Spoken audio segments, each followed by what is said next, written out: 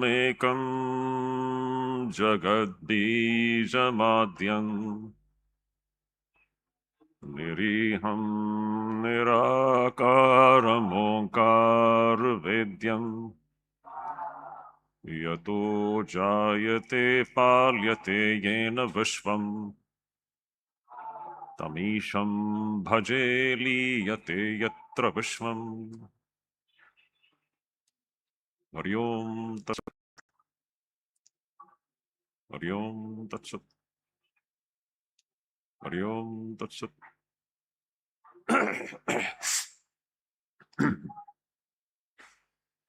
My very reverential pranams to Srimad Swami Shuddhidanandaji Maharaj. My pranams to revered Swami Suviranandaji Maharaj. My pranams to revered Swami Nityamuktanandaji Maharaj. My pranams to all the other revered sadhus assembled here. And my pranams to all of you. God in so many forms, Brahman in so many forms, Atman in so many forms. This is not only a phrase, but this is a reality.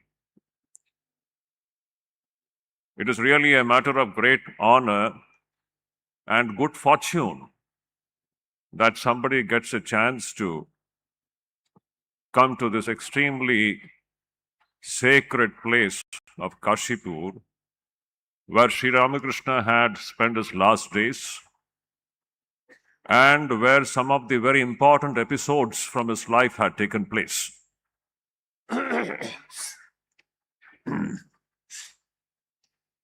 It's really wonderful to see this congregation, lakhs and lakhs of people coming here.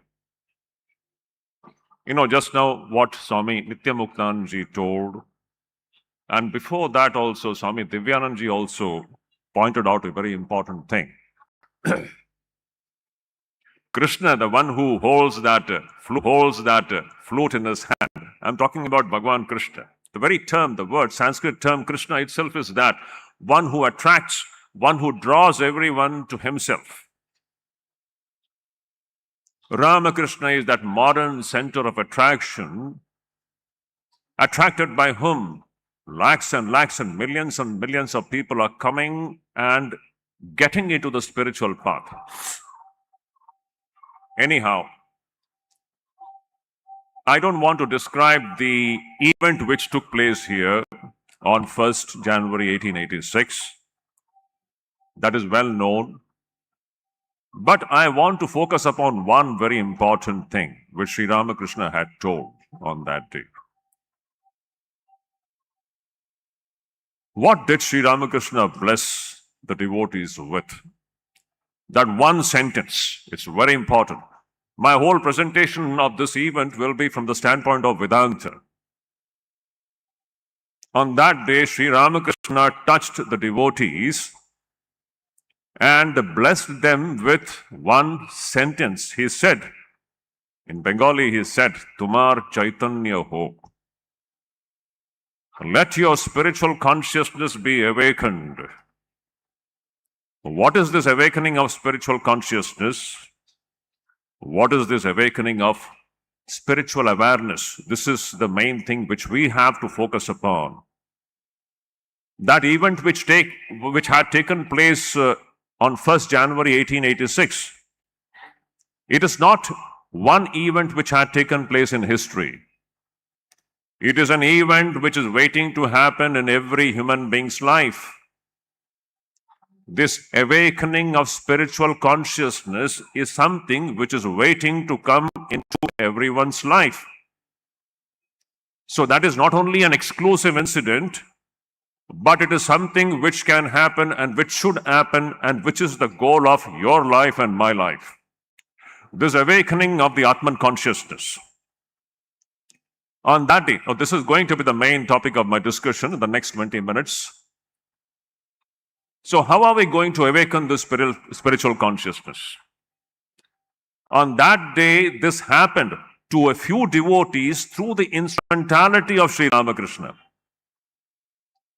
On 1st January 1886, this wonderful awakening of spiritual consciousness or Atman consciousness happened through the instrumentality of Sri Ramakrishna.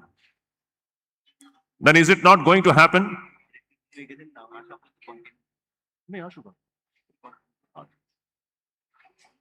So,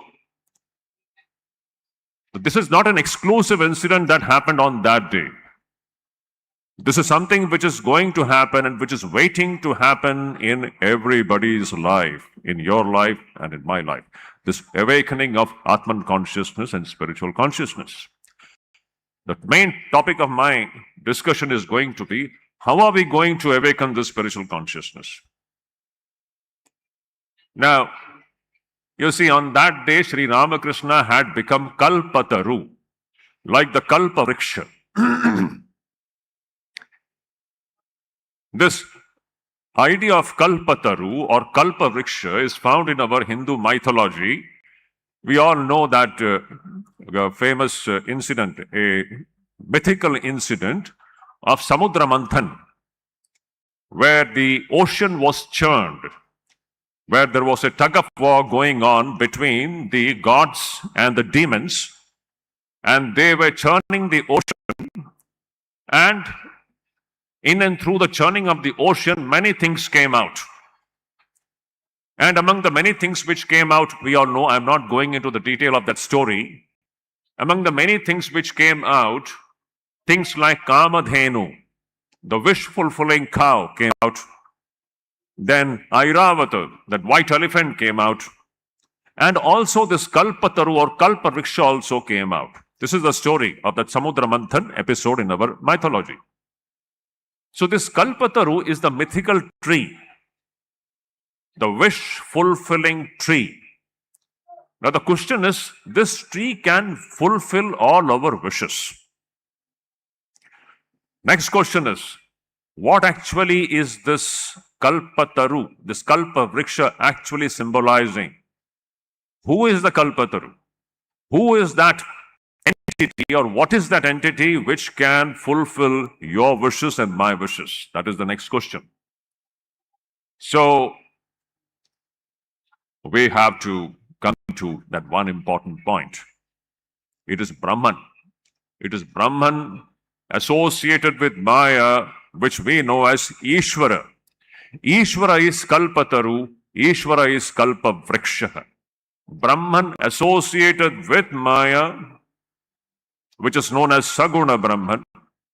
Brahman associated with names and forms, which is known as Saguna Brahman, is what is Kalpataru or Kalpa Vriksha. It is this Saguna Brahman or Ishvara is which is known as Kalpataru or Kalpa Vriksha. It is Brahman. With names and forms, it is Brahman. Without names and forms, it is Brahman. It is this ultimate reality called Brahman or the Atman, which is the Kalpataru or Kalpa Vriksha. All our desires and wishes are fulfilled by this source, according to Vedanta, according to the principles of the Upanishads. Now, if you just look into this entity called Ishvara or Kalpataru, this so-called Saguna Brahman or Ishvara, there is another way of understanding it. The another name which we can give to this so-called reality called Ishvara is inexhaustible abundance. I once again repeat this point. Another name which we can give to this so-called Ishvara is inexhaustible abundance. The abundance of Ishvara is inexhaustible. It never gets depleted. It's a very interesting point. We as jivas, we as human beings, we can draw everything that we want from Ishvara. See, everyone here, today just now, a little while ago when I came here, I came across many devotees. Everyone has got some prayer in his mouth. Everyone is wanting something. This is the very important thing. Every human being wants his desires to get fulfilled. And the fulfiller of this desire is one Ishvara who whose abundance is inexhaustible or indepletable. It cannot be depleted. Now, this Ishvara, if you just see, it's very interesting. We can have two kinds of wishes. Either we can wish for all worldly things. Our wishing can go in two directions.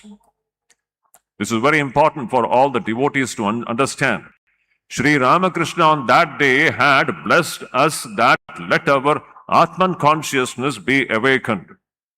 Let our spiritual consciousness be awakened. Are we really wanting that, or are we wanting something else? That is the main question here now. So, our wishing can go in two directions. Either we can wish all the things of this world. Somebody wants money. Somebody wants all the good things of the world. Somebody wants their problems to be solved. And the wish is endless. This is one kind of wishing. Every devotee should remember this act of wishing decides your destiny. What we wish, our destiny is going to be of that kind. You may wish for all worldly things, but that is not going to solve our problems. You may have wealth, you may have pleasures of this world, you may have all good things of life, and yet your problem is never going to come to an end. As Shankaracharya says in his beautiful Guru Stotram, Shariram Surupam Sada Roga Muktam Yashascharu Chitram Dhanam Merutulyam Guru Rangri Padme Manaschena Lagnam Tatakkim, Tatakkim, Tatakkim, Tatakkim. What a beautiful statement it is. You may have a healthy body, beautiful body. You may be a very young person. You may have the wealth of the entire world at your feet. You may be a very famous person. Everything is there. But if your mind is not enlightened, if your mind is not surrendered at the feet of the Guru, what is the point? What is the point? What is the point? What is the point? Tatakkim, tatakkim, tatakkim, tatakkim. As long as we don't realize our true self, no matter what you have in this world, our problems are not going to come to an end. So we should remember one thing. What does Sri Ramakrishna actually stand for? We all claim to be the devotees of Sri Ramakrishna. What do you mean by being the devotees of Sri Ramakrishna? What does Sri Ramakrishna actually stand for? It's a very important question. Does Sri Ramakrishna stand for the world, or does Sri Ramakrishna stand for Brahman? If you all read Sri Ramakrishna's gospel very carefully, you can see that every other page of gospel of Sri Ramakrishna, he is telling only one thing which the Upanishads had declared ages ago, which Shankaracharya had thundered in one voice. Brahm Satyam Jagat Mithya. Brahman alone is true, the world is Mithya. Every page of gospel of Sri Ramakrishna reverberates with this idea. What is that idea? God alone is real. Everything else is illusory. God alone is real. Everything else is illusory. Nothing else is real. God is the only thing which is real. Now the question is, what do the devotees of Sri Ramakrishna stand for? For the world or for God?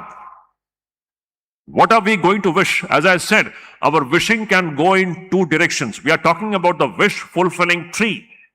Kalpataru, Kalpa Vriksham. This Vriksha called Ishvara fulfills all our wishes. It can give you toys to play with, but that is not going to solve our problem.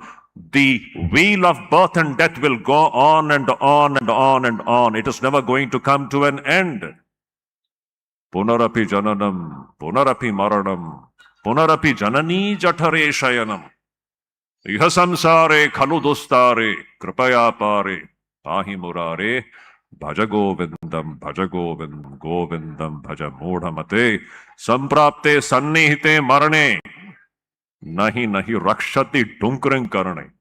Electrifying words. How true it is. As long as we are wishing, see, we are talking about the wish-fulfilling tree. As long as we devotees keep on wishing the things of the world, we should understand one thing very clearly.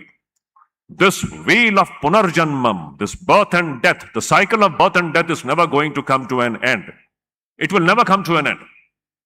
So, what do we wish for? The solutions for all worldly problems? You ask for wealth, you ask for pleasures, you can do that. Sri Ramakrishna will give it.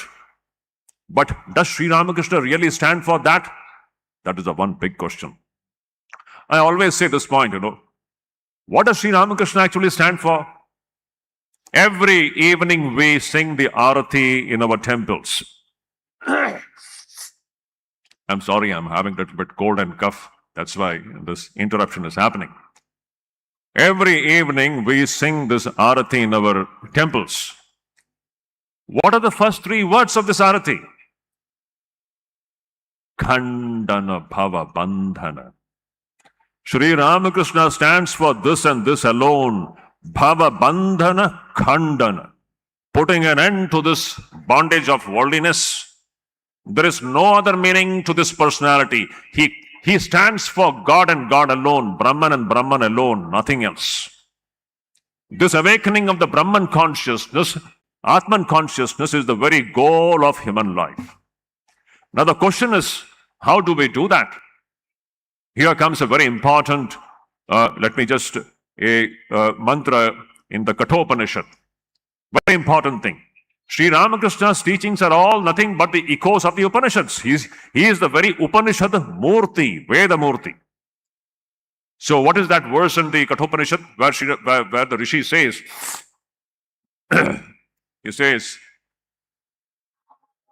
Nayamatma pravachanena labhyaha na medhaya na bahuna shrutena yamaiveshe vranute tena labhyaha tasyesha atma vivrunute tanum swam.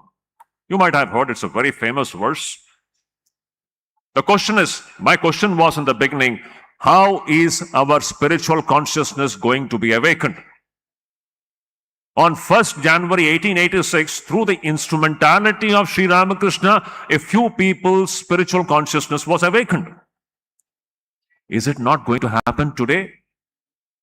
It will happen today. It will happen tomorrow. It is going to happen at all points of time, provided we do the right thing.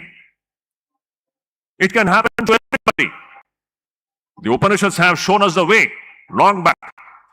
What is the way? That Rishi of the Upanishad, Kathopanishad, says, this Atman consciousness it is not going to be awakened by pravachana. Nayamatma pravachanena labhyaha. Pravachana means studying of scriptures. It is not going to be attained by medha, mere by intellectual activities. Na bahuna shrutena, not even by listening to lectures. You see, we are fond of listening to lectures after lectures after lectures. This is going on. For how many years we have been listening to lectures, but is something really happening? It's a big question. What the Upanishad wants to say is that mere intellectual exercise is not going to make this awakening of spiritual consciousness possible.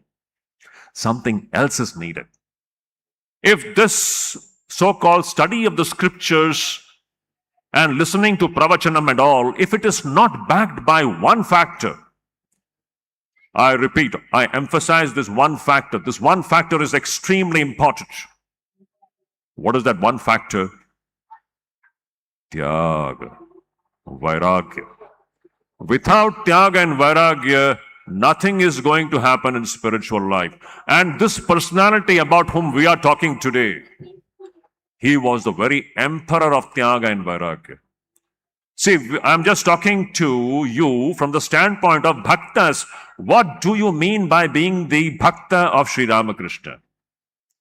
The devotee of Sri Ramakrishna has to imbibe the spirit of Vairagya and Tyaga. Without Tyaga and Vairagya, this awakening of spiritual consciousness is not going to happen. You may do no matter whatever you do it on the surface, but the spiritual consciousness is not going to be awakened. So that verse in the Kathopanishad says, so how is this Atman consciousness awakened? A very beautiful line. Yameva esha vrunute tena labhyaha. When the seeker of truth, Shankaracharya says in his commentary, now see, we are talking about awakening. Chaitanya hok, tumar Chaitanya hok. How is this Chaitanya going to be awakened? It can be awakened when you pray for, when you wish for Chaitanya and Chaitanya alone. The Upanishad says, when you do not wish anything for worldly things, when you wish for Atman and Atman alone, in and through that one-pointed wishing, in and through that one-pointed prarthana, Shankaracharya says, prarthayate, in and through that one-pointed vyakulata, this Atman consciousness can be awakened, then Atman becomes revealed to that person. So the first condition, I would say here, Sri Ramakrishna's this blessing, Tumar Chaitanya Ho. Let your spiritual consciousness or Atman consciousness be awakened. Wonderful. How is it going to be awakened? The first condition is we have to become desireless. The biggest boon, the biggest blessing that comes to the human life is desirelessness. So we have to wish for putting an end to all worldly kind of wishing. Once again, I repeat this point. The only thing that we have to pray to Sri Ramakrishna is to put an end to all our worldly desires. As long as you have worldly desires, this awakening of spiritual consciousness is not going to happen. It is impossible. It's impossible. So, the main secret of this awakening of spiritual consciousness lies in desirelessness. So, what we have to pray to Sri Ramakrishna is to make us desireless. So, this is the great message which we find. And Sri Ramakrishna is the very embodiment of this. We know Holy Mother Sri Sharda Devi, what she has asked us to pray for. She has told us, Sharda Devi has told us, the only thing that we should be praying for is what? To make us desireless, to make us nirvasana. When we become nirvasana, automatically you will see that this Atman consciousness or spiritual consciousness can be awakened. And when this spiritual consciousness awakens, we will begin to see God in everybody. This is what the Upanishad teaches. Sri Ramakrishna is giving us the blessing of awakening the spiritual consciousness. And when this spiritual consciousness awakens, you see, my dear devotees, remember one point, our very idea of God changes. God not as limited to one form. God not limited to one place. We begin to see God in every form. Every man is divine, every woman is divine. It is all God in so many forms. This is Saguna Brahman. Upanishads teach us this is Saguna Brahman. What else? Where else is God? This very idea is echoed by Swami Vivekananda when he said, Bahurupe Sammukhe Tumar Chhadiye Khotai Khujicho Ishwar. God is standing before you in so many forms, living this God. Which God are you searching for? That is the question. Upanishads. Our very idea and vision of God changes when the real spiritual consciousness awakens. We will begin to see everything as divine. This is the importance of awakening of the spiritual consciousness, which happens through a special way. It is not an exclusive event which took place on 1st January 1886. It is something which is waiting to happen in your life, in my life, in everybody's life. It is only a matter of time. If you do the right thing, and the right thing to do is stop wishing for all worldly things. Wish for God and God alone. Pray for God and God alone. When you one-pointedly wish for God and God alone, you see this Atman consciousness will become awakened. Let us pray to Sri Ramakrishna that may our hearts be desireless, free from all worldly desires, free from all defects. Let us discover our purity, our divinity, and let that Ishvara make us see the divinity in everybody. Then the real life starts when we begin to see God in everyone. Thank you so much.